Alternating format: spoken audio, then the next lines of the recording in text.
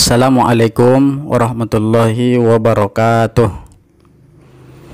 Alhamdulillahi wa kafa, wassalatu wassalamu ala habibil mustafa wa ala alihi wa sahbihi wal mujtaba. Alhamdulillahi rabbil alamin. Kita ucapkan kepada Allah subhanahu wa ta'ala atas waktu dan limpahan rahmat yang Allah berikan kepada kita, sehingga kita bisa melanjutkan perkuliahan kita, tatap muka online kita pada kesempatan yang berbahagia ini. Salawat beriring salam, Allahumma salli ala sayyidina Muhammad wa ala ali sayyidina Muhammad. Semoga tetap terucap, tetap tercurah kepada Nabi besar Muhammad sallallahu alaihi wasallam.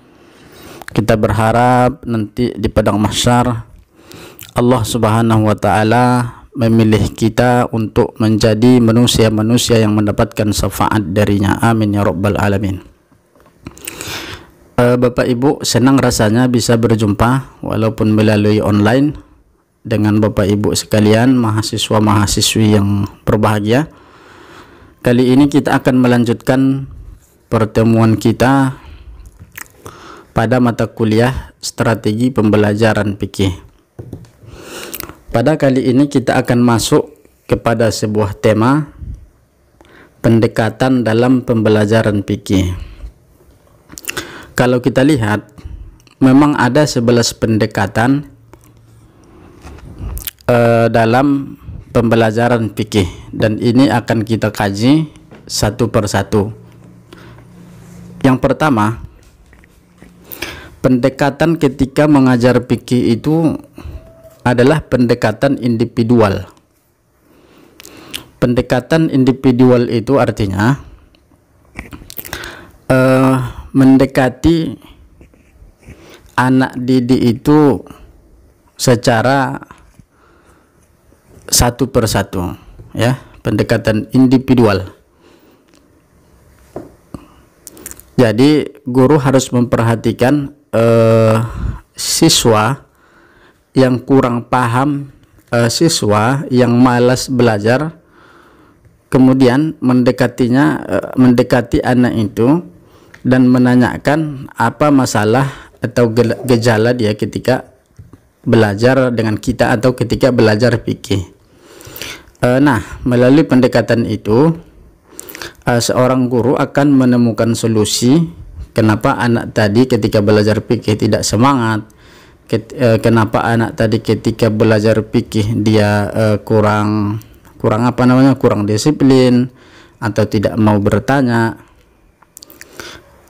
Maka pendekatan individual itu memiliki arti yang sangat penting bagi seorang guru yang mengajar di dalam kelas. Jadi pengelolaan kelas itu, Bapak Ibu, sangat memerlukan pendekatan individual. Karena apa? Perbedaan individu anak didik itu akan memberikan wawasan kepada kita sebagai seorang guru, bahwa strategi pembelajaran harus memperhatikan perbedaan anak didik pada aspek individual yang ada dalam anak. Dengan kata lain, guru harus melakukan pendekatan individual dalam strategi belajar mengajarnya. Paling tidak itu pendekatan individual anak didik dapat mencapai tingkat penguasaan yang optimal. Jadi didekati anak itu secara sendiri-sendiri, individu, ya, secara per individu. Apa masalahnya ketika belajar, kemudian apa masalahnya tidak paham, kita dekati secara individu. Itu yang disebut dengan pendekatan individual. Yang kedua, pendekatan dalam fikih itu adalah pendekatan kelompok. Maka dalam kegiatan belajar mengajar terkadang ada juga guru yang menggunakan pendekatan lain, yaitu inilah yang kita kaji nih, pendekatan kelompok. Pendekatan kelompok ini memang suatu waktu diperlukan dan perlu dipergunakan untuk membina dan mengembangkan sikap sosial anak didik. Hal ini disadari bahwa anak didik adalah makhluk yang kecenderungan untuk hidup bersama. Maka dengan pendekatan kelompok diharapkan dapat tumbuh kembangkan rasa sosial itu menjadi rasa sosial yang tinggi. Jadi seorang guru itu membina untuk mengendalikan rasa egois yang ada di dalam diri siswa. Kemudian kalau sudah hilang rasa ego mereka masing-masing, maka akan terbina sikap kesetiakawanan sosial antara kelas. Inilah yang dimaksud dengan pendekatan kelompok. Sedangkan pendekatan ketiga adalah pendekatan bervariasi. Pendekatan bervariasi ini bertolak daripada konsepsi bahwa permasalahan yang dihadapi setiap siswa atau anak didik dalam belajar bermacam-macam. Kasus yang biasanya muncul dalam pengajaran dengan berbagai motif, sehingga diperlukan variasi teknik pemecahan untuk setiap kasus. Jadi anak itu kan berbeda-beda. 20 anak, bisa juga 20 keinginan anak yang ada di dalam lokal kita. Kemudian 20 anak bisa juga 20 jenis masalah masing-masing daripada mereka. Maka seorang guru perlu mengadakan pendekatan yang bervariasi, ya, pendekatan yang tidak sama, pendekatan yang bermacam-macam jenisnya, bervariasi, untuk mengatasi gejala-gejala atau siswa yang kurang aktif tersebut. Kemudian yang keempat adalah pendekatan edukatif. Pendekatan edukatif. Simpelnya begini, apapun yang dilakukan oleh guru di dalam kelas itu harus bernilai edukatif, harus bernilai pendidikan. Tuh. Setiap tindakan yang diperbuat oleh guru harus bernilai pendidikan. Jadi kawan-kawan nanti menjadi guru fikih, apapun yang dilakukan oleh guru fikih itu bernilai pendidikan. Jalannya ketika belajar fikih, kemudian cara membacanya, cara melihatnya, cara berpakaian guru fikih itu harus mencerminkan edukatif. Semua pembelajaran semua adalah pendidikan, ya. Kemudian yang kelima atau yang pendekatan pengalaman, ya, pendekatan pengalaman. Banyak orang yang berkata bahwa pengalaman adalah guru yang tidak pernah marah.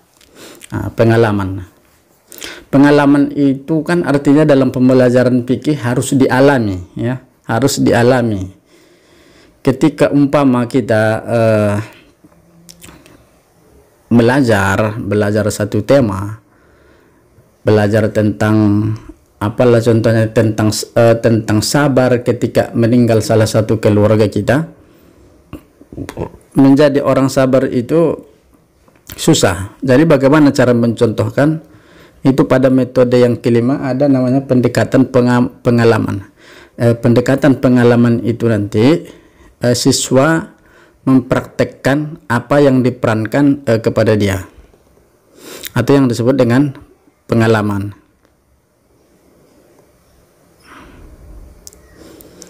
Kemudian yang ketujuh atau yang ke F, pendekatan pembiasaan, ya, pendekatan pembiasaan. Jadi guru fikih itu ketika dia belajar, ketika dia mengajar ke dalam kelas, dia harus membiasakan sikap-sikap yang baik dalam mengajar. Dengan pendekatan ini diharapkan maka siswa sudah terbiasa melihat hal-hal yang baik dari gurunya. Kemudian jadilah nanti siswa itu menjadi sosok manusia yang berkepribadian yang baik pula. Jadi pembiasaan guru itu harus yang baik-baik. Kalau pembiasaan gurunya nanti yang buruk-buruk, maka dikhawatirkan siswa itu juga akan lahir berkepribadian yang tidak baik, ya. Itu yang ketujuh. Kemudian yang kedelapan adalah pendekatan emosional.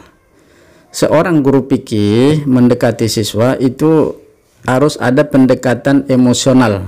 Pendekatan yang berarti pendekatan yang sesuai dengan perasaan, menyentuh hati siswa, itu emosional. Kalau sudah dapat emosionalnya nanti, maka mudahlah kita mendidik siswa. Kemudian yang kesembilan, pendidikan rasional, ya. Pendidikan rasional yang masuk akal, pendekatan yang masuk akal, pendekatan yang membuat siswa itu berpikir dan masuk kepada akalnya. Kemudian yang ke-10 adalah pendekatan fungsional, ya, pendekatan fungsional, bahwa belajar di sekolah itu tak hanya sekedar mengisi otak, tapi diharapkan juga berguna bagi kehidupan anak. Jadi artinya berfungsi. Pendekatan yang kita ajarkan sebagai guru fikih, pembelajaran yang kita berikan sebagai guru fikih berfungsi dan diamalkan nanti di dalam kehidupan siswa. Ini bagaimana caranya nih? Kita belajar wudhu dengan pendekatan fungsi ini. Jadi di dalam kehidupan siswa-siswa itu nanti mereka memang amalkan, mereka memang fungsikan wudhu itu seperti yang kita pelajari. Kemudian yang ke-10, pendekatan keagamaan, ya. Pendekatan keagamaan ini artinya pendekatan melalui teori-teori agama, pendekatan kepada anak didik kita itu sesuai kacamata agama. Kemudian yang terakhir adalah pendekatan kebermaknaan, ya, untuk menyampaikan dan memahami gagasan pikiran, pendapat. Kebermaknaan ini maksudnya gini, pendekatan itu seorang guru melakukan dialog, ya, melakukan dialog untuk mengungkapkan apa yang tidak disenangi dan apa yang disenangi oleh siswa tersebut. Kalau bahasa kita ya curhatlah, apa sebenarnya yang dirasakan, dicurhat. Berarti disebut makna daripada pendekatan kebermaknaan. Inilah 11 pendekatan dalam pembelajaran fikih.